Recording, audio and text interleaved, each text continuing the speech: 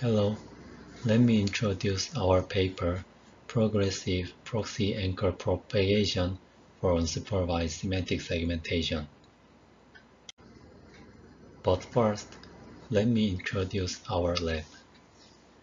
Our visual computing lab is led by Professor Jekyll Hall, and we are conducting research in various fields of computer vision and machine learning, including image recognition and generation. We also regularly publish papers on top-tier conferences regarding computer vision and machine learning. European Conference on Computer Vision, commonly known as ECCV, is one of the top-tier academic conferences in computer vision and AI. It covers a wide range of topics such as image recognition, image generation, and machine learning. Before we dive into the technical details, let me briefly touch on the significance of semantic segmentation and why it's an important task in the field of computer vision. Semantic segmentation plays a crucial role in many applications, including autonomous driving, medical image analysis, robotics, and more. By enabling a model to understand the meaning of each pixel in an image, it helps machines interpret the world in a much more detailed and accurate way. However, achieving accurate semantic segmentation typically requires large-scale pixel-level annotations, which can be extremely expensive and time-consuming to obtain.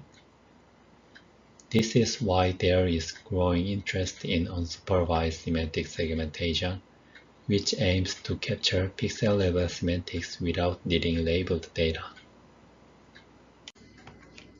In this context, clustering and contrastive learning approaches have been proposed to learn semantic preserving clusters.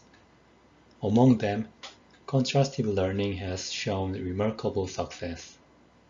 Now, let me explain contrastive learning in more detail.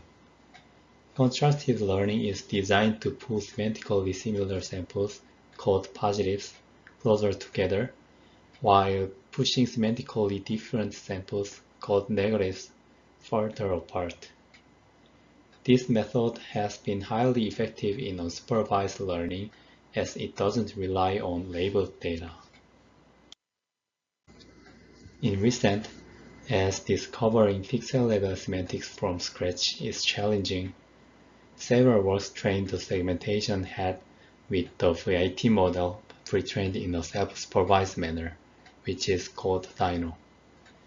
It can provide a proper pseudo-labels to train the segmentation head because it provides high-quality general representation. Most recently, HP discovers pseudo-positives from nearest neighbors of each anchor to leverage contrastive learning. However, they exclusively rely on the similarity metric on a per-patch basis within an imperfect embedding learned in an unsupervised manner at the image level. Although reliable pseudo-label is needed for effective contrastive learning, consequently, we point out their limitation that there are numerous false positives in both positive and negative sets. To address this issue, our paper proposes progressive proxy anchor propagation, a method designed to establish a more reliable proxy anchor, which helps us gather trustworthy positive and negative sets for contrastive learning. We achieve this by relocating each anchor's proxy to densely populated regions of semantically similar samples, allowing us to identify more trustworthy positives and exclude ambiguous samples. Here, the proxy anchor indicates the relocated anchor. Like the existing methods, we utilize Dino to make pseudo-supervision and fine-tune a VIT model initialized with Dino. To train the model, we provide contrastive learning-based algorithm using trustworthy positive set and ambiguity-excluded negative set, obtained through our progressive proxy anchor propagation algorithm. Let me show you the detailed process of progressive proxy anchor propagation algorithm. Our goal is to establish a reliable proxy anchor by considering the data distribution surrounding each anchor, thereby gathering patches with more trustworthy positive and negative relationships, minimizing ambiguity. Specifically, we begin by defining a tight boundary around each anchor to construct a small, reliable positive set. Such a tight boundary is for stable proxy anchor relocation because the samples within closely adjacent regions are highly likely to share similar semantics even within the image level pre-trained embedding space. Subsequently, we iteratively undertake the process composed of two following steps. For the first step, we redefine the position of a proxy anchor towards a more densely populated regions identified with the distribution of gathered positives. For the second step, we expand the positiveness boundary and identify positive samples around the proxy anchor according to the expanded boundary. Meanwhile, the boundary expansion is proportional to the reliability of the relocated proxy anchor position that is measured by the propagation degree of the proxy anchor. We regard the proxy anchor position as more reliable when a proxy anchor does not move so far, since it infers that the proxy anchor is already surrounded by samples of the same semantics. The process above is iteratively performed for t times to discover a reliable zone to sample the positives.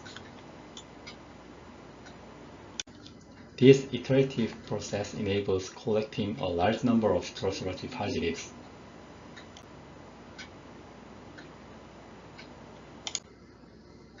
Yet, we noticed that the positiveness boundary might not be a perfect measure to detect all the positive samples. In other words, there exists a degree of ambiguity around the boundary where both positive and negative instances might coexist. To address this, we define an ambiguous set for each anchor which is excluded from the contrastive loss. Similar to the way how we define the degree of positive expansion, the size of the ambiguous set is determined based on the reliability of the relocated proxy anchor. Consequently, while utilizing the positive and negative sets in contrastive learning, we disregard the ambiguous set. This approach effectively eliminates potential false positives in the negative set. Overall, we construct contrastive loss based on the trustworthy positive set and ambiguity excluded negative set to train the model.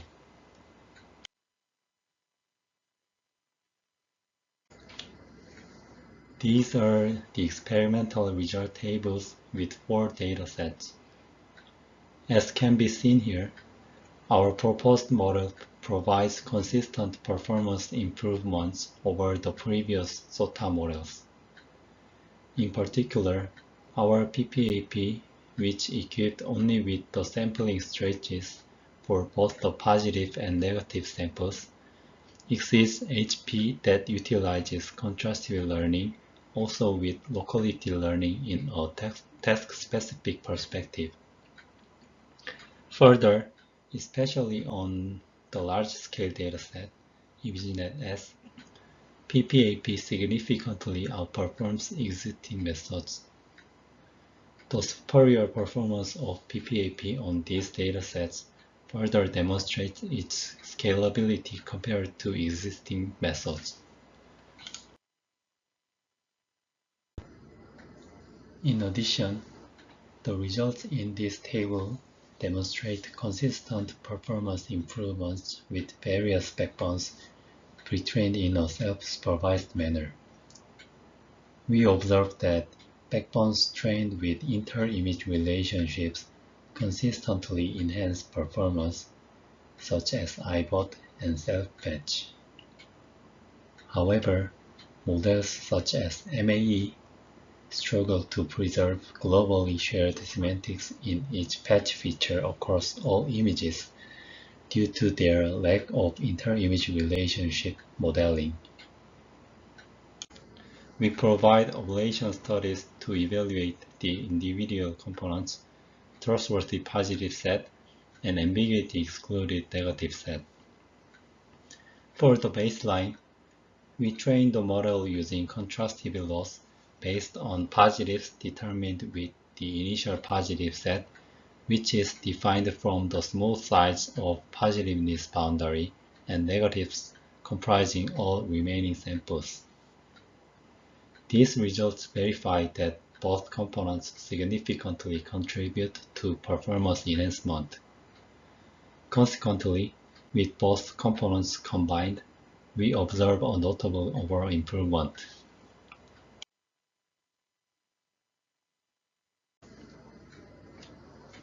In dense prediction tasks, the variation in the frequency between different semantics is a very natural phenomenon. However, this phenomenon can lead to the problem of long-tailed data distribution, which triggers the large performance gap between classes of high and low frequencies. To analyze the robustness on long-tailed distribution of our method, we compare with HP on the effects from the perspective of the class frequency. Specifically, we divide the classes in the COCOSTOP dataset into three groups: few, medium, and many, according to the data frequency, and measure the performances for each group. We can observe that our method has superior capability in learning classes with fewer samples compared to HP. To verify the qualitative results, we plot the segmentation results for different scenes, ranging from simple to complex in order from left to right. We can observe that our PPAP shows consistent results to have fewer mispredicted pixels compared to the baselines. Particularly, our proposed method is robust to pixel-wise noises because each anchor is progressively propagated to search for reliable points that address the vulnerability of per sample basis inference in the imperfect embedding space learned in an unsupervised manner at the image level.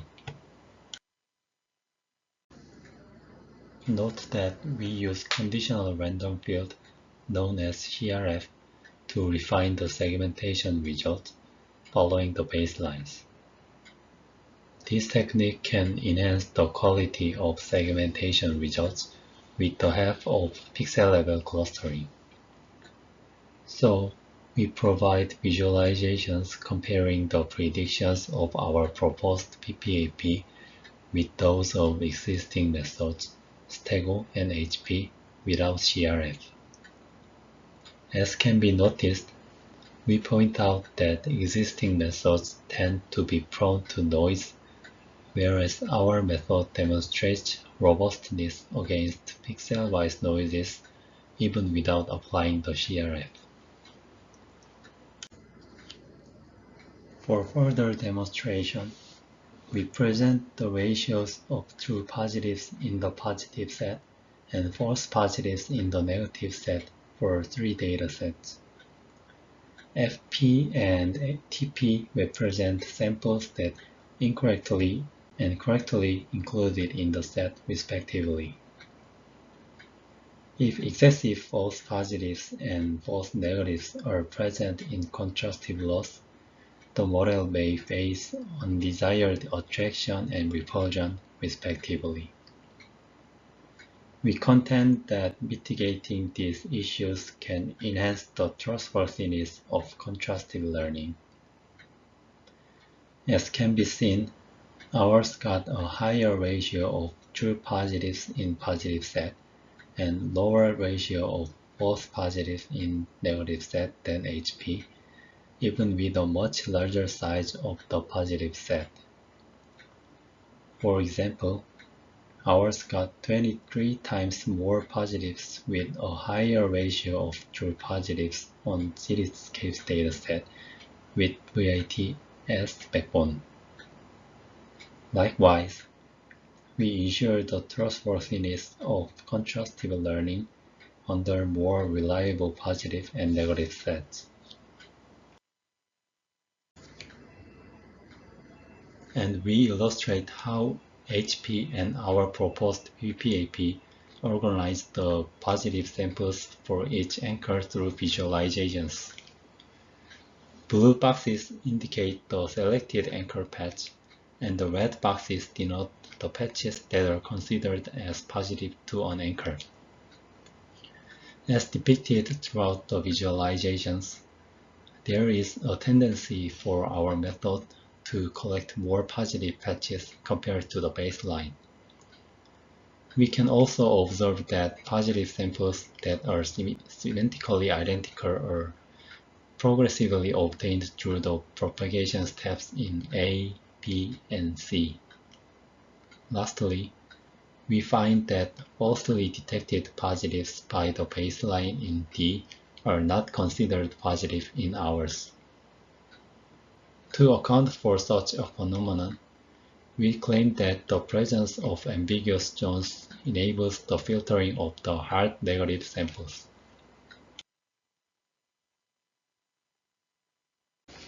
To sum up, our contributions are as follows. First, we propose progressive proxy anchor propagation, which systemically gathers trustworthy positive samples for each anchor by progressively analyzing the distribution of the positive samples. Second, we establish an ambiguity-excluded negative set based on the propagated proxy anchor, defining a semantically ambiguous zone for each anchor. This approach effectively eliminates potential false positive in the negative set.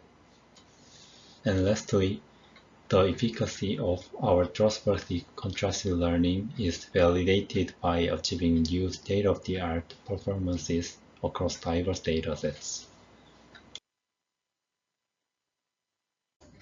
Thank you.